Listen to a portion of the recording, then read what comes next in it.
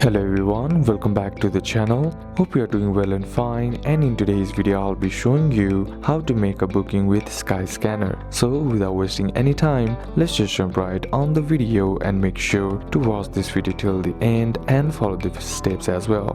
To make a booking with Skyscanner, what you need to do is first head over and open up your Skyscanner app, and then be sure to be logged into your account as well. Then once you are logged into your account, all you gotta do is simply select what you want to book, like flights, hotel or car hire. Then what you can do is simply tap on the options. Then once you are here, what you need to do is enter your travel details like departure city, destination, then travel dates, one way, return or multi-city. Then click on search to view available options. Then once you are there, or once the result loads, you can filter the lights by price, number of stops, airlines, departure time, duration of flight. Choose your preferred flight by checking or clicking on it to see more details. And then once you are there, now all you gotta do is choose an offer, and then once you have selected an offer, fill in the details like personal information, payment details and additional preferences, and then pay for the ticket to confirm your booking. So these are a couple of steps that you can do, and that's it for today's video guys. Hope this video was useful to you. Leave a like if it did, comment down any questions that you have, and see you soon on the next one.